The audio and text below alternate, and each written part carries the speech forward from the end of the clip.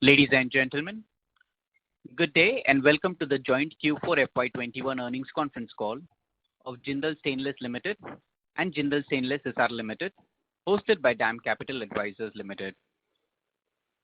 As a reminder, all participant lines will be in the listen-only mode, and there will be an opportunity for you to ask questions after the presentation concludes.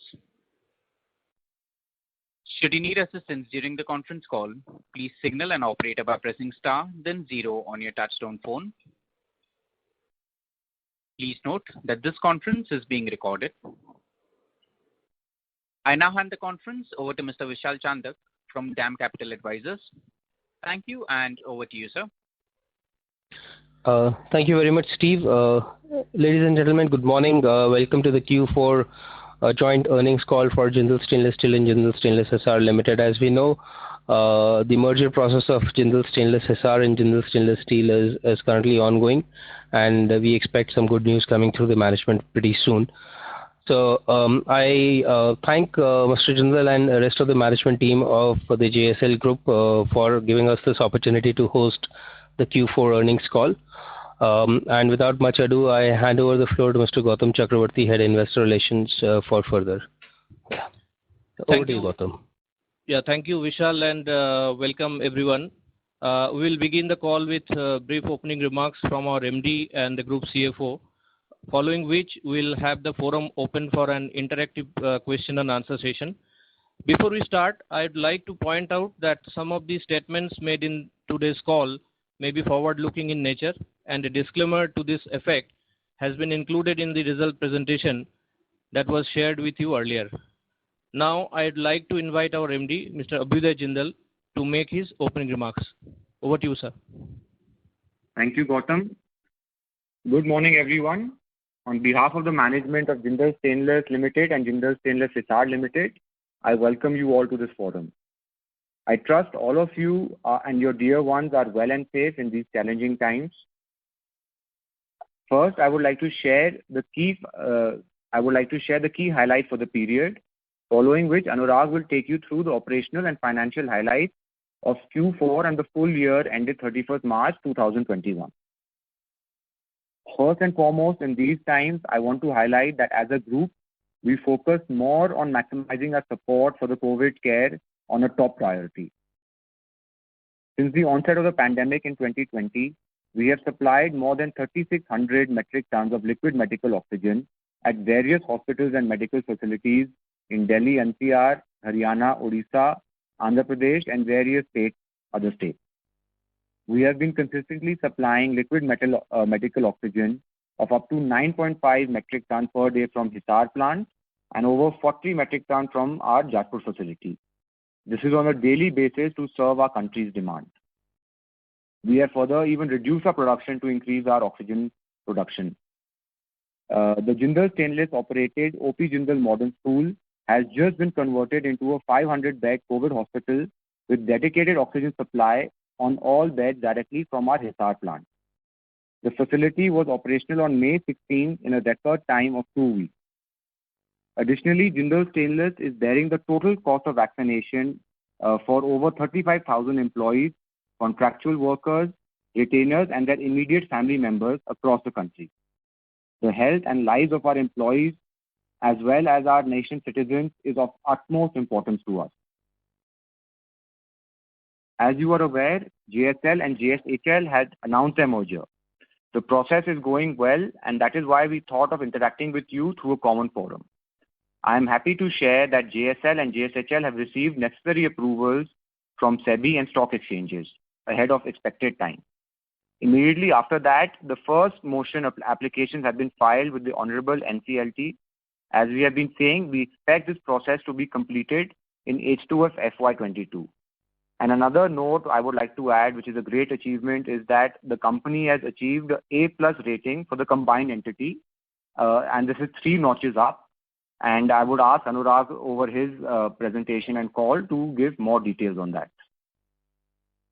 As I had also said earlier, after COVID-induced challenges, the calendar year 2021 started with an upbeat sentiment. Robust V-shaped recovery in demand has been very helpful. Globally as well, we have seen strong recovery in demand, which has been helpful for the stainless steel sector.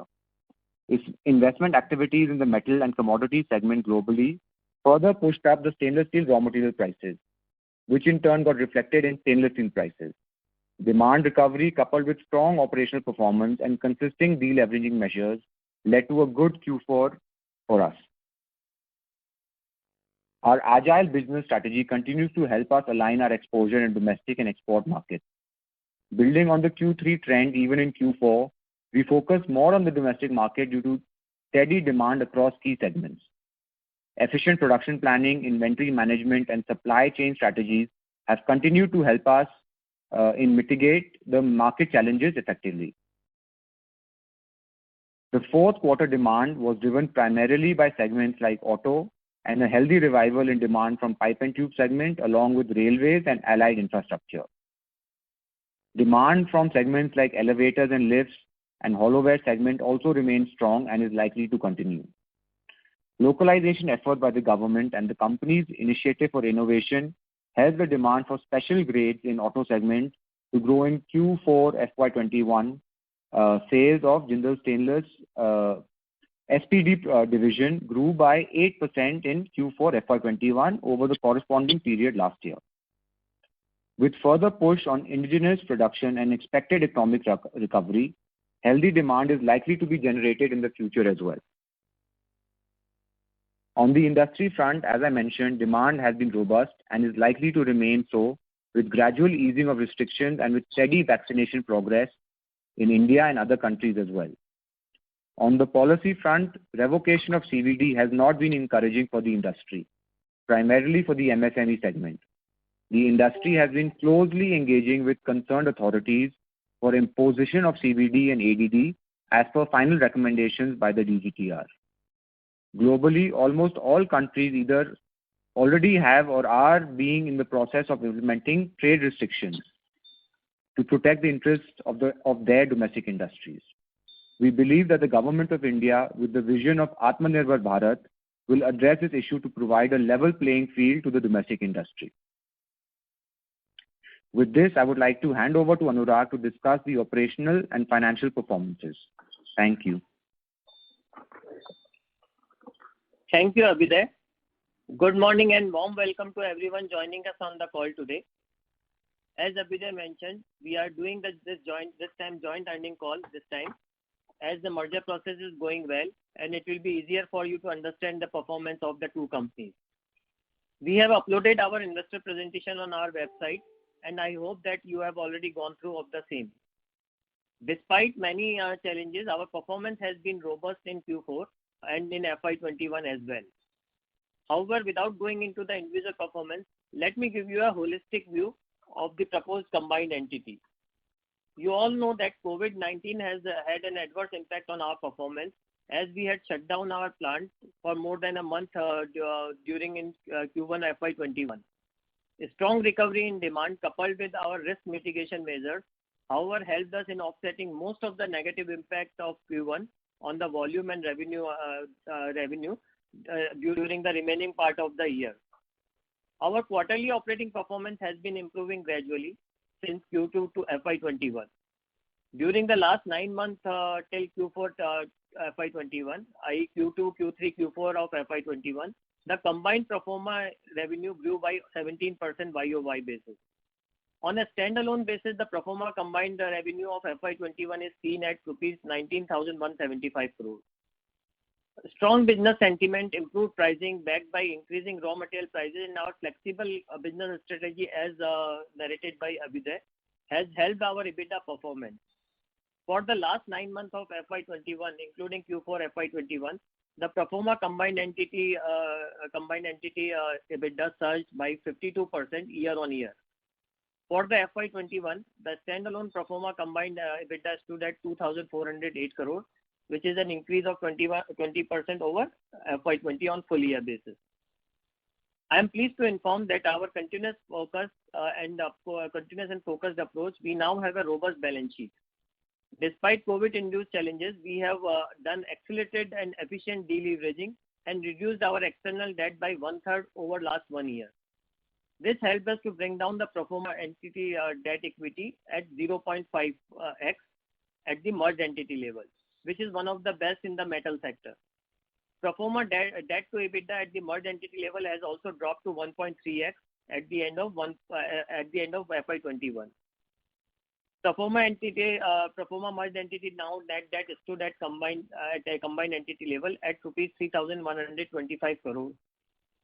With a stronger financial position, we have received a rating upgrade by the major rating agency, which is CRISIL, and which they have given us that straight away 3 notches up from BBB+ to A+. The rating is based on the healthy business and financial profile, improved operating performance, efficient working capital management, and deleveraged balance sheet, which is adding to the liquidity as narrated by them in their rating rationale. As far as the merger process is concerned, as Abhyuday mentioned, it is progressing well to create a SS conglomerate with 1.9 million ton capacity, having a strong global footprint and pan-India presence coupled with a strong financial positioning. We expect the process to be completed as per our earlier timeline which we have guided, which is H2 FY22. In conclusion, let me reiterate that the merger will put us among the top 10 global players with 120 plus product range, along with value-added specialty product range, which will help us to cater all the segments with auto, railways, metro, consumer durable, infrastructure, etc.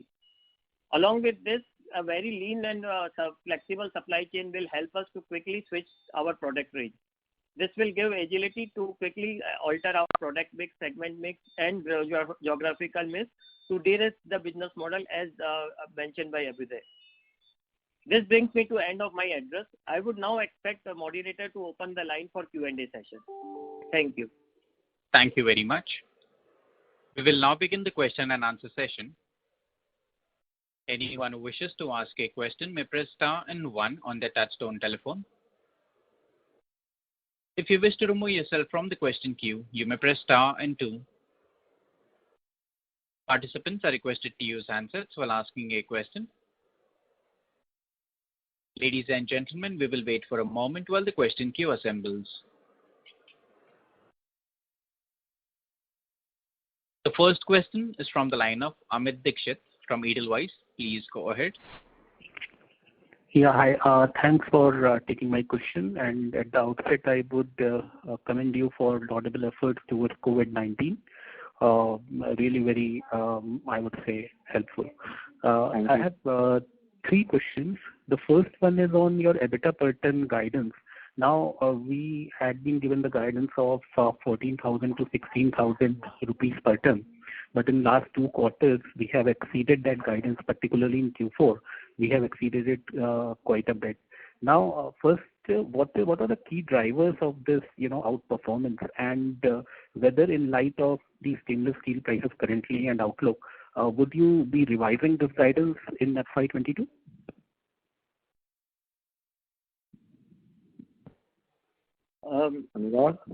Yeah, so basically, Amit, you are absolutely right. Last few quarters we have been delivering very strong performance.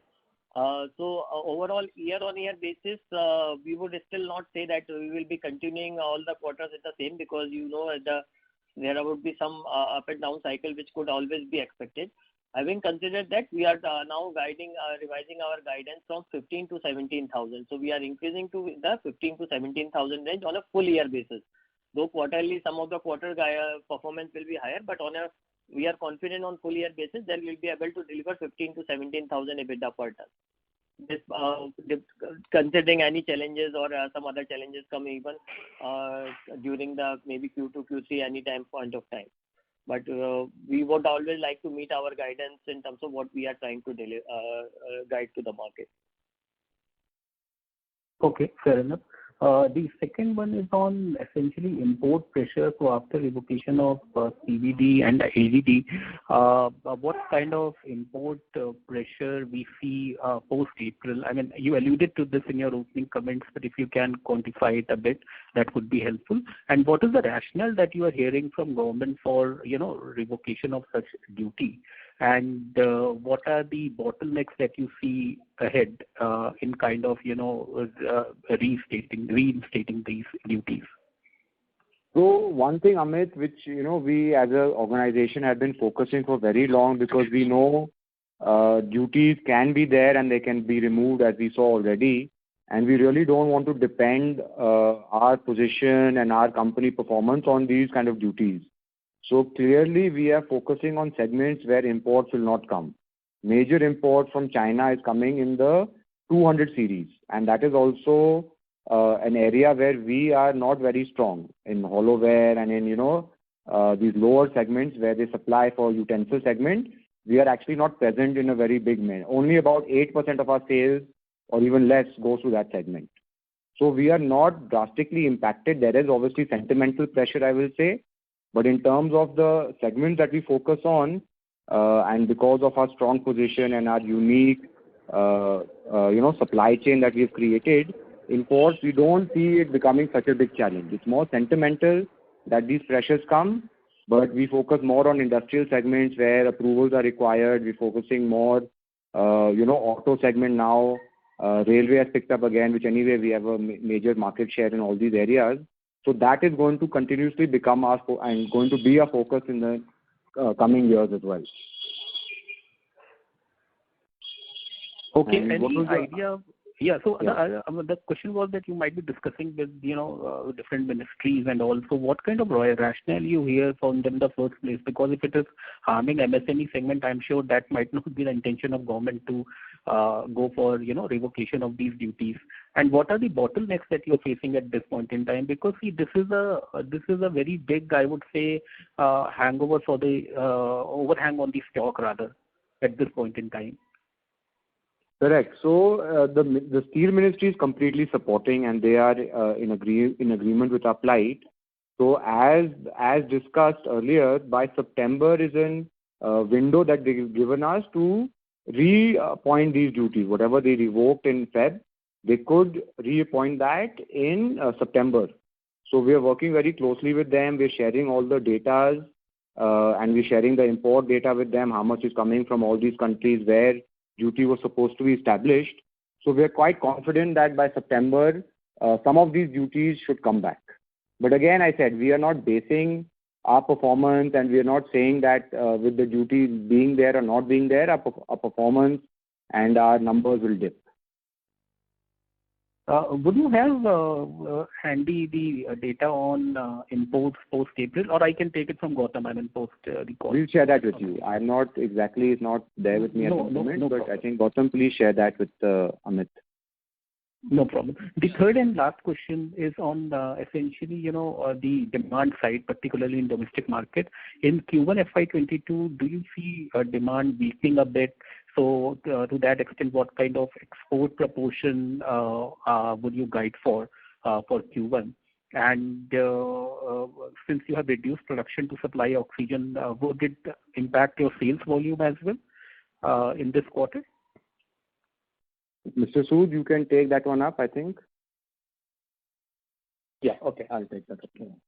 Good morning, everyone. Yes, just to start with the first question. The oxygen, what we are supplying to hospitals and for medical purpose is not impacting much our operations, because what we are supplying is liquid oxygen, which is roughly 3 to 4% of the total oxygen we are producing. The gaseous oxygen we are using in the custom segment, and it is not impacting at all.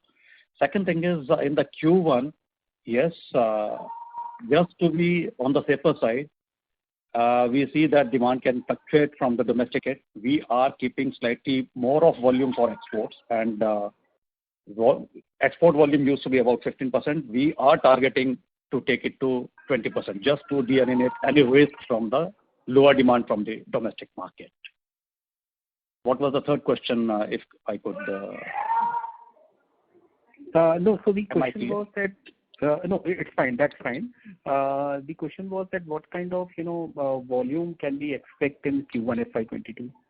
See, Amit, Anurag here. Let me pitch in one thing here. I think as we mentioned that we would be flexibly playing because we have developed now our supply chain and production lines in such a flexible manner. So depending on the demand and product range, we'll keep playing between the geographical mix also between export and domestic market. So as Mr. Sood mentioned, when we saw some of the initial surge in the COVID cases, we were not sure whether nationwide lockdown could happen. We actually increased some of our export mix in the booking at that point of time so that our volume remains on track.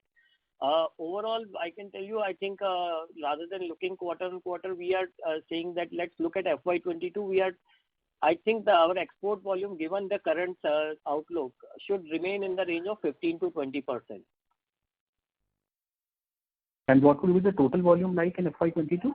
I mean, anything you would like to build?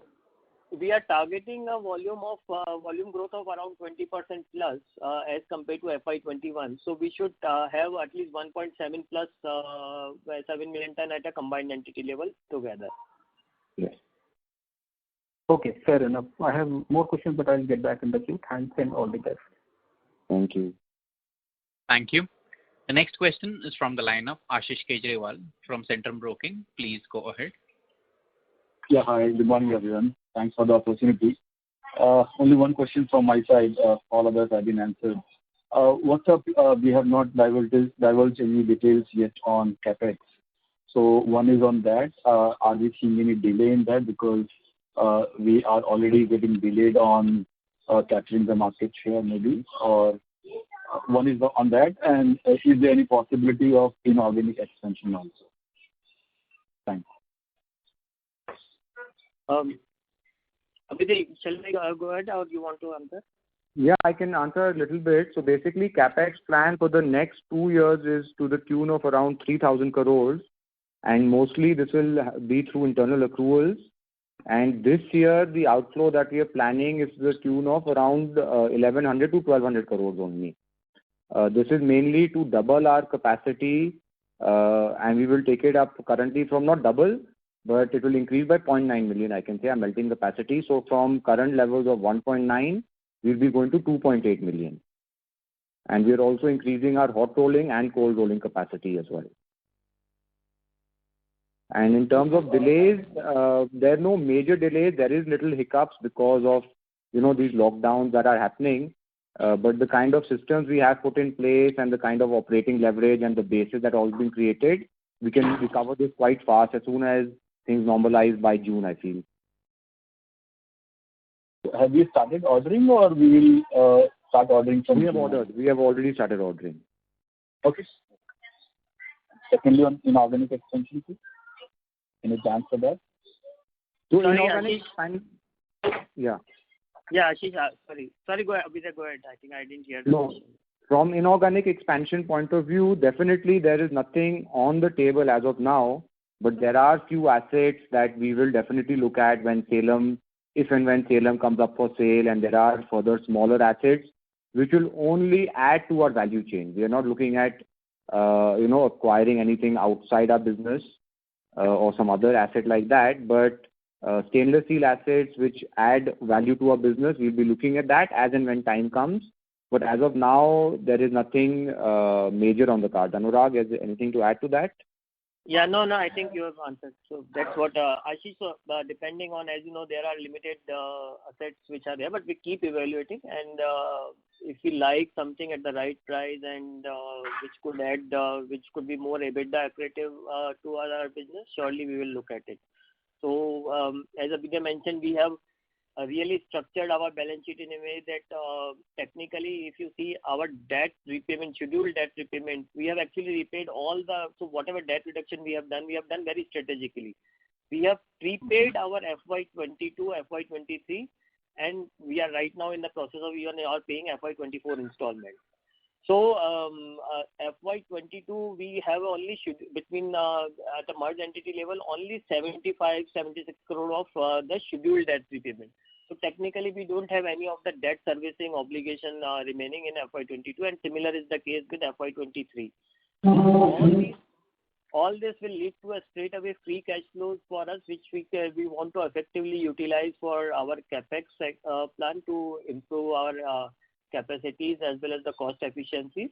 And also at some point of time, depending on if inorganic opportunities come, or otherwise we will continue to be accelerated the further deleveraging programs to reduce our debt further.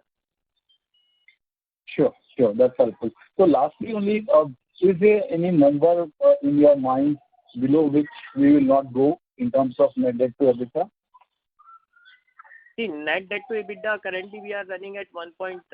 If you recall, last time we said we would always like to keep below 1.5. That's what our target. We are already below that target, and we continue to be maintaining. Obviously, our endeavor to keep it further down, but I think guidance-wise, we'll always like to keep it much below 1.5.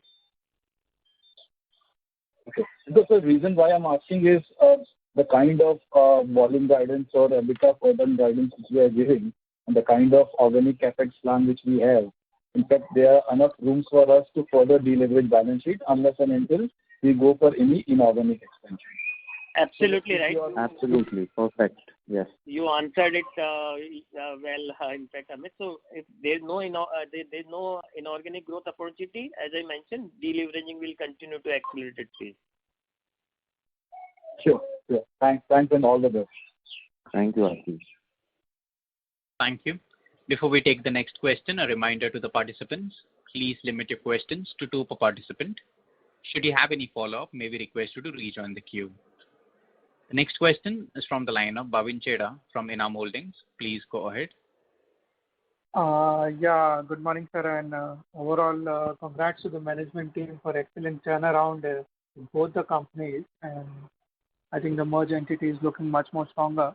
So few questions. I think first on the margin guidance, which you said 15 to 17,000, if I heard correctly, you're building in conservatism for the second half, right? The current margins, despite the anti-dumping not being levied, are running strong, but you are building some conservatism for second half, right? If I heard you correctly. Yes, correct. Bhavin, I would like to look at this way. We are right now just probably 1.5 months in the new financial year. Yeah. And the guidance which we would like to give, it's not that we keep revising, as you know, consistently last 2 years. In fact, when nobody was knowing even COVID will come, we still, even despite the COVID, met our overall year guidance.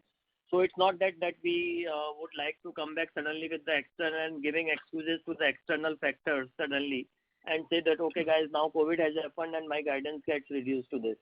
So if you recall, even last year FY21 guidance, we still maintained despite the COVID even in our Q1 call itself, that when no outlook was looking very bleak. So frankly, we don't know how the things will pan out. Considering all these factors, I think obviously we would like to maximize the EBITDA, as Abhyuday mentioned. That's what our target in terms of the operating efficiencies, kind of flexible supply chain which we have planned. But I think I think we should have a guidance at 1.5 months within the financial year with the 15 to 17,000 on an overall year basis. Yeah, sure. That's a healthy number. Second, on the capacity debottlenecking plans from 1.9 to 2.8 you mentioned. So I believe that would be in a phased manner. And yes, then any timelines of when incremental 0.3 or 0.5 million will start kicking in? How are you phasing this out? Mr. Sood, you want to answer, sir? Yeah, I will take this. Just to answer this question, we would be commissioning the entire project by September 2022, and then there will be natural ramp up of the production facilities, and by March 23, we should be attaining the figures what we are giving, 2.3. Okay. So you're saying September 22 roughly when we'll complete this project. And you said you are increasing hot rolling and cold rolling too. So any number to hot rolling and cold rolling capacities from yes, where to where they are expanding? Yeah. As you must have noticed that we are expanding our steel melting shop capacity by almost 0.9 million ton. So we would be actually implementing the similar kind of hot rolling capacity implementation plan as well. So it will be putting up relating capacity. Mr. Sood, just 1 second. Sorry. So Bhavin, as we said that we are in the process of and started gradual ordering. I think Give us a quarter's time, and we will come up with a firm way how we will be doing the various play, because we are still in the midst of negotiation and the process. But as Mr. Sood mentioned, that's what our targeted timeline overall. So I think by next earning call, we will be able to give you more firm detail what kind of capacities and what kind of equipment we are getting into. But just to give you the number, the matching HR and CR capacities will be added in this phase. Okay. The matching CR also, because I believe CR won't be equivalent to the HR right now also. Today we are at around 50 to 55% of CR capacity of melting, and it will remain so after this, entire capacity expansion. Sure. And any update on a couple of our subsidiaries? Mainly we have a CR mill in Indonesia. What's the update there? How it is operating? What the profitability there? That's one subsidiary. And other is the Jindal Lifestyle, how it has been doing and what are the plans there? Jindal, you would like to take it up? Huh? Yeah.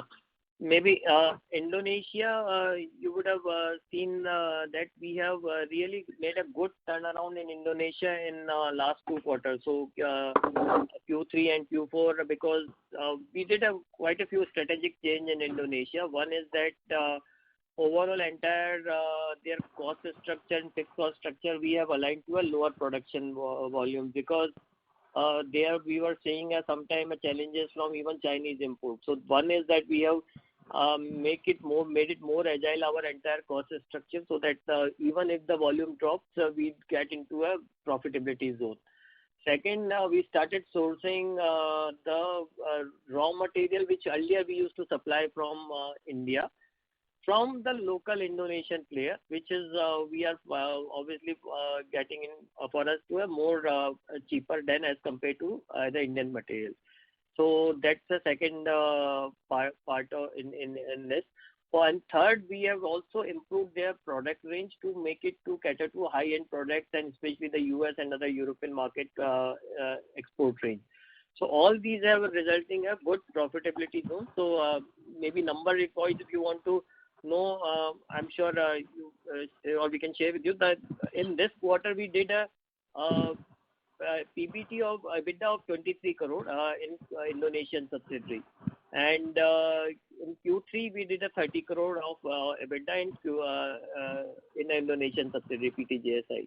We can share with you, Gautam, and can share with you the full detail of full year basis. Full year basis also, if you see, Indonesia has delivered in FY21 a 38 crore EBITDA, which was a 38 crore loss last year. So there is a good swing of almost 75 crore plus between in this subsidiary because of the measures which I explained to you. Sure. And what's the volume run rate there? I think the mill was 50,000 ton CR mill, right? Yeah, so right now, as I told you, that more than the volume, we are not targeting the volume. That's why, Bhavin, I was trying to explain you that our entire focus on Indonesia has shifted from not the volume to the high-end product range. So we are not trying, because so that this is despite the much lower volume, we have managed to get a much better profitability. How is the lifestyle I can take up. Lifestyle, basically last year the performance was a bit subdued only on account of railways. Because we are the major suppliers to railways, and all 3 coach factories either were closed or had drastically cut their production below 50%. So that was the reason that lifestyle was a bit subdued. But this year we see very strong performance coming, because Whirlpool, which is one of our biggest customers, we're the biggest customers to Whirlpool in a particular segment, that they have doubled their requirement from us. So now quarter on quarter we'll be supplying almost 9 lakh bowls to them.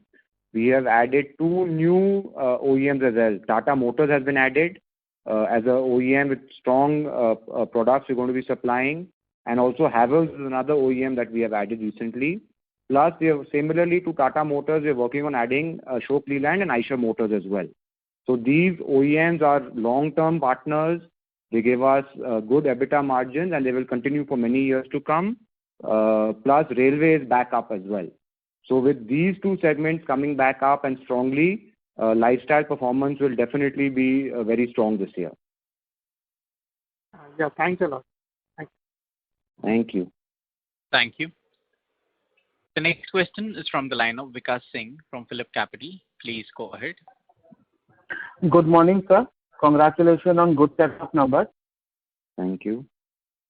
Sir, I want to understand that our quarter-on-quarter debt has increased close to 200 crore despite back-calculated cash flow should be somewhere around 200 crore higher. So is it we are suffering on the working capital side or there is some other reason behind it?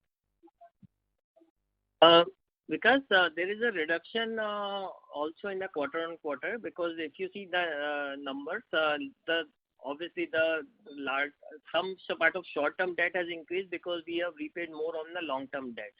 But overall, if you see the fund-based long-term, short-term, there is a reduction on quarter-on-quarter basis also.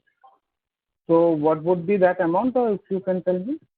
So overall, that what we said is that the gross debt number was close to 3,200 crore and net debt number was 3,100 crore on the merged entity level. Maybe Gautam and Shreya, maybe one of them can send you the reconciliation of these on quarter as well as year basis.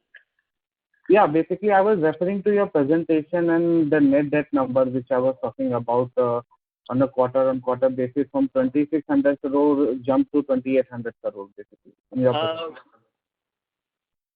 No, I think there is we will send you the number. I think that's not, they will send you there is a continuous reduction in that. Though quarter 4, the reduction was lesser, I must say that, because we accelerated more in quarter 3 itself, and then quarter 4, we actually tried to pick up more on the short-term side. Okay, sir. So my second question pertains to our capex. So when we are talking about the matching CRC capacities also, though, the current capex guidance which you have given includes that capex, or that is over and above what we have guided so far? It includes that. It includes okay, everything. Sir. So when I said, when Abhyuday mentioned the 3,000, which includes capacity expansion and some of even the operating efficiency capex also. So it's a combination of this. Therefore, I mentioned that as we are still in the midst of the planning and finalizing it, I think by next quarter we'll be able to share more specific details on this. Okay, sir. And lastly, if I may ask one more question. So have we got any inventory benefits, or more or less it's negligible for us? If you could share that details with us. Interesting question. I know. So if you recall, earlier we used to have probably a much higher volatility in some of these because of the underlying raw material up and down. But as Abhyuday narrated, actually the focus we have done in last 2 years is mostly on our supply chain sourcing, getting the raw material sourcing near to the plant, and the entire sourcing strategy which Mr. Sood is leading on this part. So what we do is that now we monitor all these exposure on a almost real-time basis of our net exposure of commodity, depending on what kind of product mix we have sold on that particular week or quarter or particular day, and what kind of booking we are doing through the various incoming chemistry on this part. So depending on that, what we said, like for example, if we pick up one of the raw material, we mentioned to you that typically we would like to maintain the range of 6,000 to 7,500 million ton between these two companies of overall, because that is to give us the flexibility of supply chain. So any point of time, the movement may not go beyond these, because we then make sure that our exposure remains always within this range and gives enough headroom and flexibility to play with our product mix, our supply chain. So I would say, rather than getting into specific of quarter-on-quarter inventory number, I think that's the way we have transparently shared that this 6,000 to 7,500, which is nickel, is the most volatile, is our range. Similar thing we do for other raw materials also. Okay, sir. So our guidance basically is not factoring in these changes, and mostly we are factoring in the X of these kind of fluctuations, right? In terms of EBITDA per ton guidance? Sorry, I didn't get your question, Phil. So in EBITDA per ton guidance, we are actually building that kind of the modeling, right? That the inventory gains or losses would not be there. Absolutely yes. Right. Yes, absolutely. Thank you, sir. That's answered my question. Thank you for taking my question, sir, and all the best. Thank you. Thank you. The next question is from the line of Nishit Shah from Equitas Capital. Please go ahead. Good morning, sir, and congratulations on very good set of numbers. And I really appreciate our fight against COVID by supplying medical oxygen. Sir, I have 3 questions. First question is, I recently read that ferrochrome prices have gone to 80,000 because of lower demand from stainless steel players. So how much our production is impacted because of the second wave, and how much do you see that for the industry?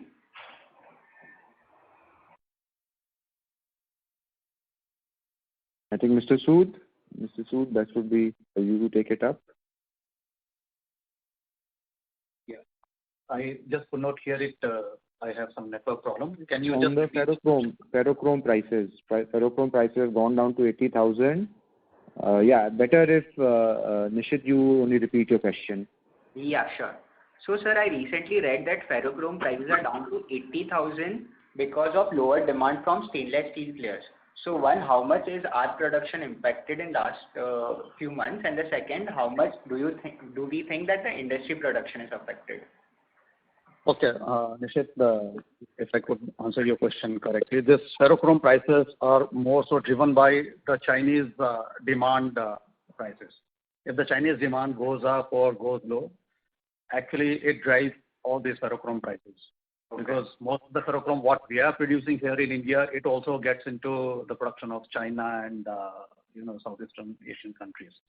So the demand at India has not gone down. I'm not sure I am audible. Yes, sir. Yes. Okay, yeah. So the demand in India has not gone down. It is just effect of Chinese demand. And any other question? If I could answer your question. If you have any other query. Okay. So my second question is that recently we heard that significant steel capacities have gone out in China because of some change in regulations. So are you aware that any stainless steel capacity has gone out? No, what we have heard from China, whatever information is available, the small size plants, they, for the reason of actually curbing environmental concerns, having environmental concerns, and having better pollution control systems, temporarily they have been put out of operations. Otherwise, none of the stainless steel plant have been put out of services or put out of operations. It is only just to maintain the inventory levels. They are trying to optimize the production. That's all. Okay. And so my last question is, I want to understand, are we facing any significant cost increase or availability issue for any of our input commodities? See, the problem is the strong disruption in the shipping industry. So most of our raw materials here, like nickel, iron scrap, the stainless steel scrap, we are actually sourcing from countries like the region like Europe, US, and Southeastern Asian countries. So there is a lot of disruption, and this disruption has led to a sharp increase in the shipping cost. So one way it is the challenges in the availability, and another way it is increase in the costing. But the demand side, actually there is a very strong demand, so it is offsetting the increase in the shipping cost. Okay, got it, sir. Thank you. Thank you. The next question is from the line of Ashav Rakesh Patel from Molecule Ventures. Please go ahead. Yeah, first of all, congratulations on phenomenal set of numbers. I also witnessed the balance sheet cleanup, and I would appreciate, because none of the companies I've seen have cleaned up the balance sheet in such a fast manner. I had 2 queries. Both of them were finance related. First of all, from JSL console numbers, the cash outflow has been towards debt repayment. Cumulative non-current and current outflow has been 830 crores. But when we are trying to tally that in the balance sheet, from the non-current portion we have reduced 123 crores, and from the current portion we have reduced 132 crores. So cumulation of 255 crores. I am not able to match the remaining 574 crores of debt repayment in the balance sheet. So can you please help me out? How is it classified? Sure, we can send you the reconciliation. Basically, the current and non-current quantification in the balance sheet is in the long-term debt of residual maturity of less than 1 year or falling installments in the next 1 year actually are into current asset side. So maybe we'll give you I will ask Gautam and Shreya to give you the reconciliation of this. Sure, that would be very helpful. And the second question is that if you see in P&L, we are incurring finance cost of 480 crores, but actual cash outflow is only 340 crores. So the difference of rupees 140 crore, is it pertaining to JSHL's ICD which we are incurring but not giving out, the cash flow is not flowing? Is it the case? And if that is the case, how do we plan to repay it to JSHL, or it would be adjusted in the merger itself? You're right on your first part. It is because of that, and as we mentioned, our merger scheme provides for cancellation of this entire loan along with the interest. So that's how the merger scheme was drafted. Therefore, since now merger is just a corner away, so that's how this will get cancelled in the merger process. So I think the best way, that's why I covered in my speech as well as Abhyuday, is that to look at the combined entity numbers. Sure. That's all from my side. Thank you. Thank you. Thank you. The next question is from the line of Navneet Bhaiya from an individual investor. Please go ahead. Hi, Abhyuday and Anurag. Congratulations for a wonderful set of numbers quarter on quarter. Thank you. I have two questions. One, what is your combined market share of the two entities right now in India? Anurag, I think it's above 8,000 crores now, 8,400, 8,500, I believe. Yeah, frankly, I haven't checked this today's share price. So if I see just now 4,650 is the JSL market cap sheet showing, and 4,370 crore is for. Sorry, I was talking about the market share, not the market cap. I was talking about the market share of your stainless steel products in the market. Oh, I thought you were talking about market. Okay. So we have about, you can say about 55% of the market share, 55 to 60%, and it varies segment to segment. But overall, we can say about 55%, or 50 to 55%. Okay, and you see adequate growth in the industry to absorb the incremental capacity that you're putting up in the next 2 years? Yes, definitely. We might even run short actually, because stainless steel is growing, is the fastest growing metal. It's growing almost at 8 to 9%. And with the infrastructure push that is given by the government has come up with some very good policies also to support stainless steel. Like one example I can give you is that any government project has to now calculate the life cycle costing before using any material. And when that is happening, or when that is done, then stainless steel is always the clear winner.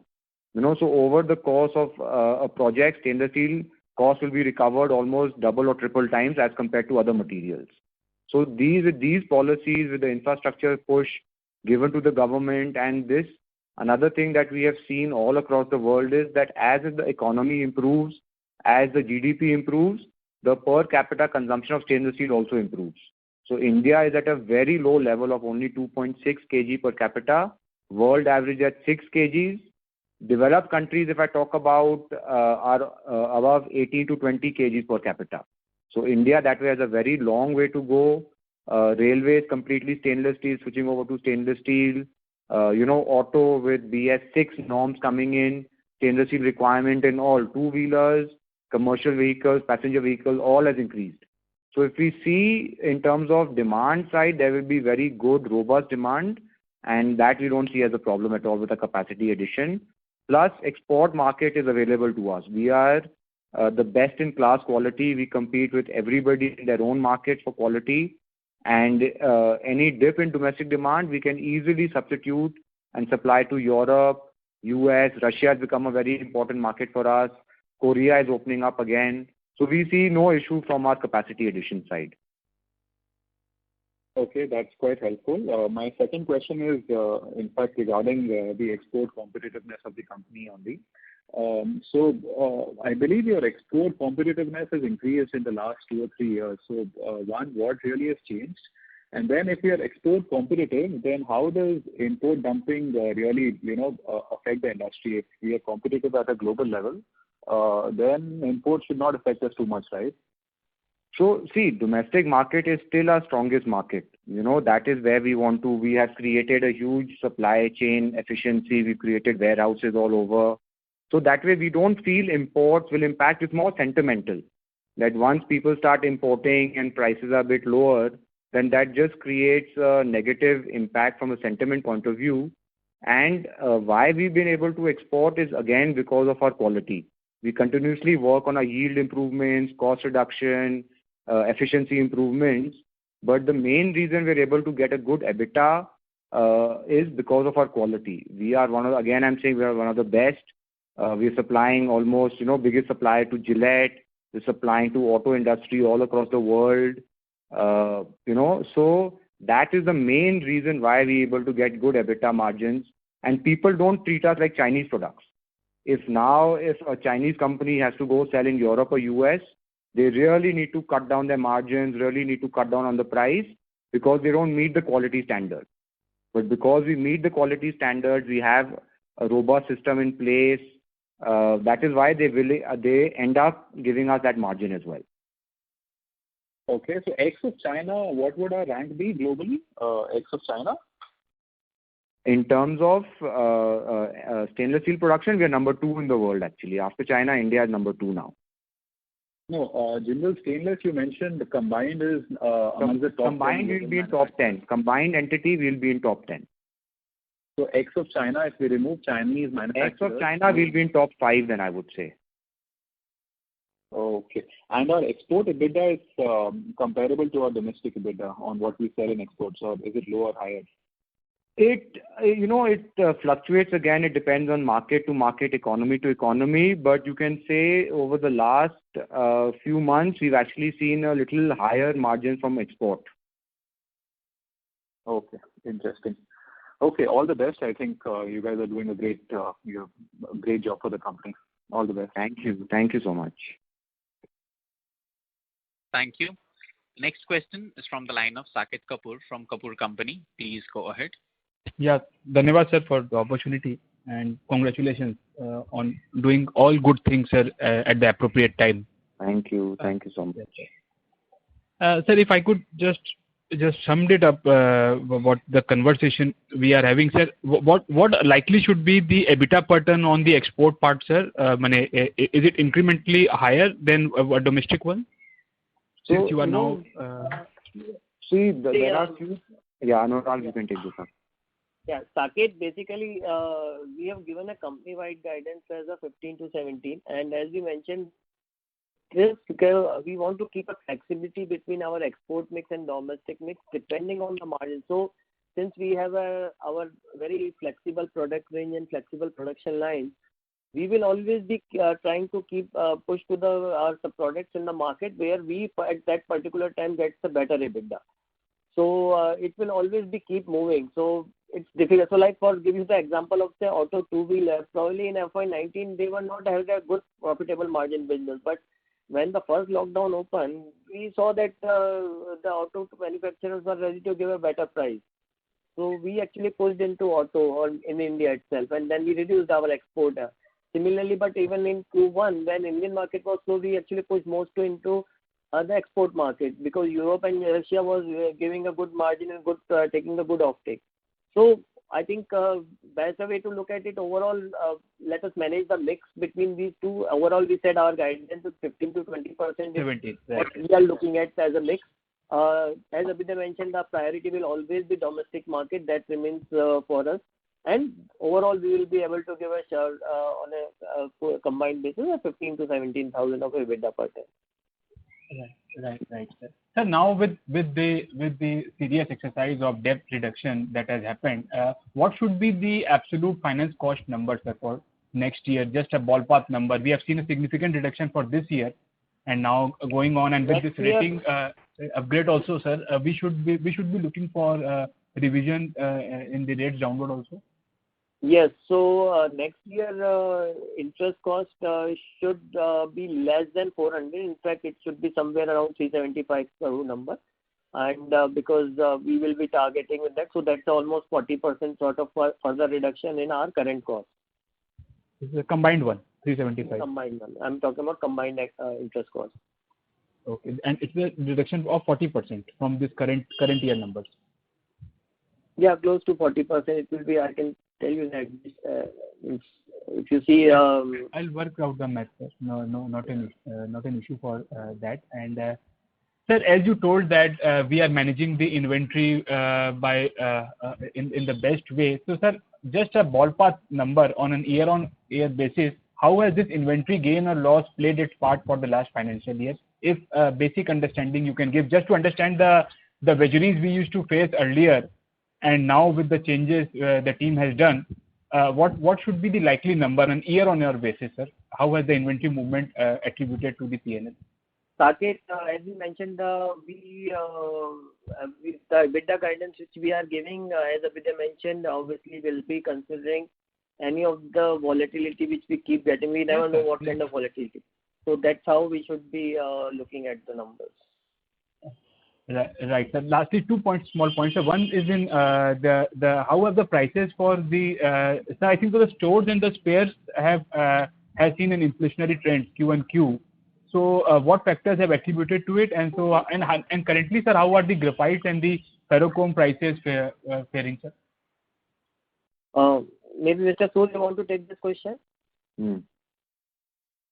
Yeah, the store and spares, I would say there has been a very tight control over the inventories, and this is being reflected in the balance sheet. You have seen the numbers. And about the graphite electrodes, Saket, graphite electrode has been steady at around below 300 rupees per kg level. And in future also we see it is going to remain so. So I think that was the last question of graphite electrode you asked. Okay, sir. And lastly, sir, since now the pro forma basis we are giving us the presentation, it would be more comforting for investors if we get subsidiary updates also separately in the presentation, mentioning the volume, the EBITDA numbers, and the significant highlights, which as Abhyuday sir has highlighted about the Whirlpool story. So if that would also be just that's a good point. Gautam, please take care of that in the future. Even I agree with Saket. Yes, sir. That would be very helpful. And sir, for the capacity expansion part, sir. Okay, I can just conclude. 1100 crore capex which we are doing, the entire amount will be spent for this financial year itself, sir. I just missed, and when the capacity will commence, sir. Sood was telling me, but I missed that part.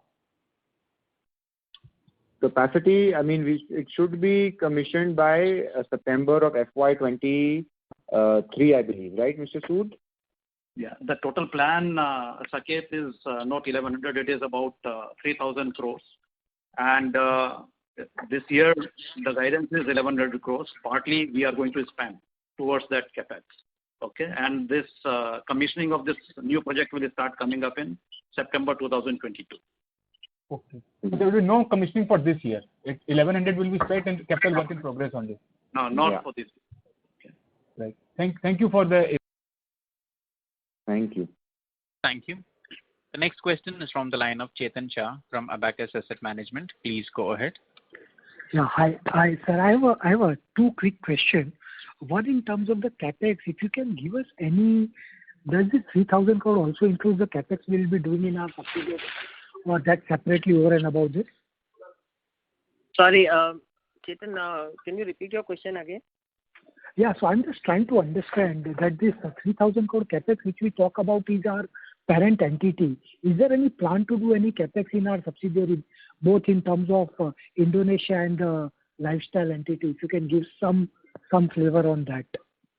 See, Chetan, let me say that this 3,000 is, as we said, it's still probably in a planning stage. It's not a firm number. It's not a rounded off number, something like that. Because if we give an approximation range, as we have been saying, that approximate this could be the capex, but it will be phased out into payout will be phased out in 20 to 24 months.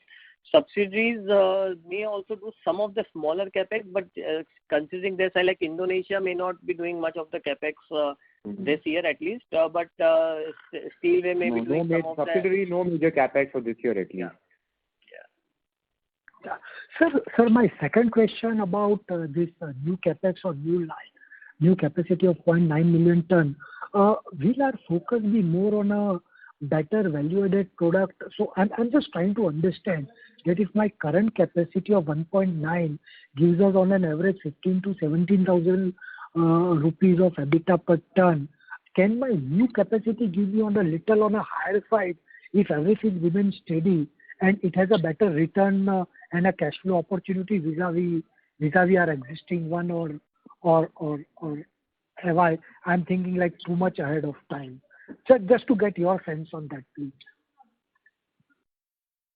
So see, in terms of, because of our, again, strong fundamentals, continuous focus on cost reduction and our, strong brand name that we get, we definitely feel we'll be able to maintain this EBITDA totally if continuously if we are focusing further on cost reduction, yield improvement, which should happen, more use of liquid ferrochrome, better cheaper domestic raw materials if we get, then definitely we'll be able to get a higher EBITDA margin as well.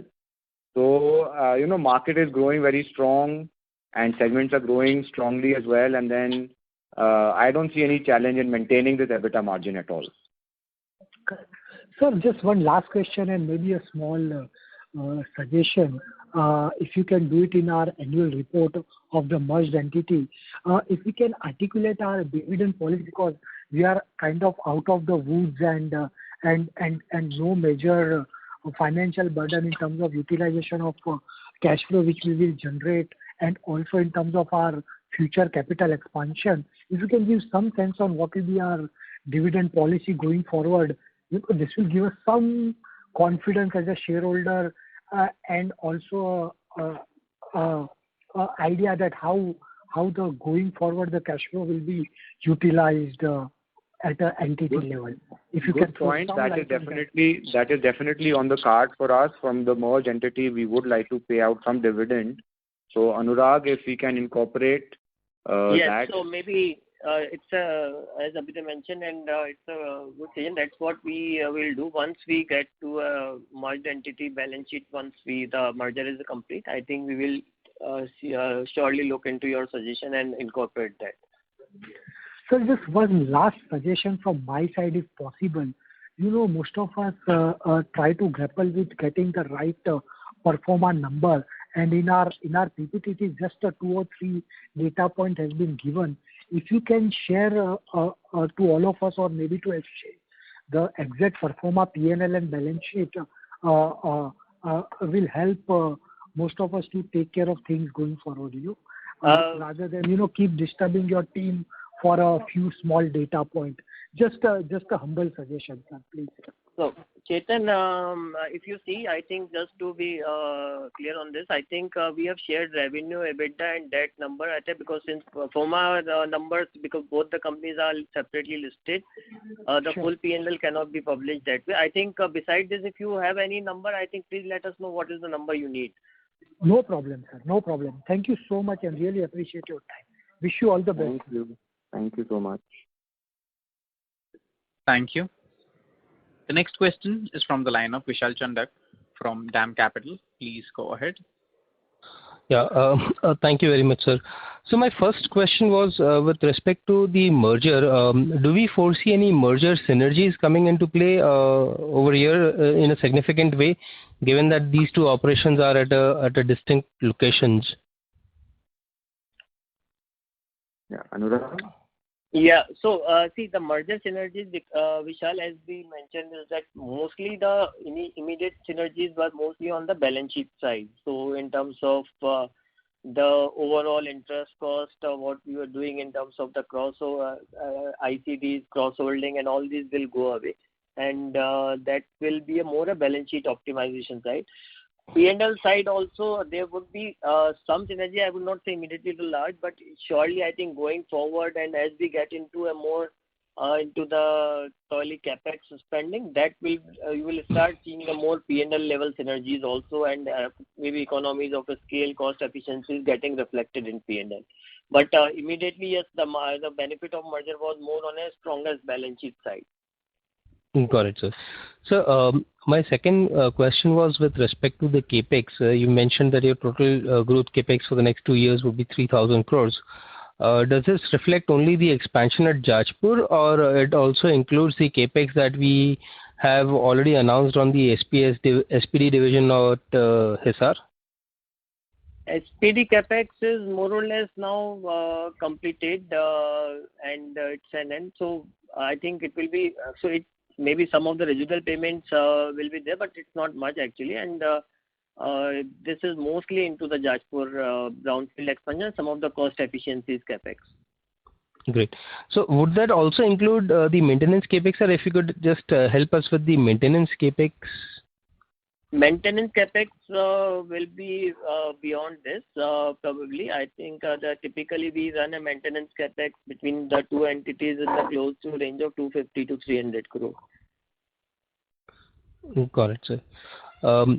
Sir, you also mentioned that we are looking at assets within India for an inorganic expansion, and given the fact that we have close to 50% plus market share in the domestic market, aren't we likely to hit antitrust blockhead the moment we put up anything for merger or acquisition?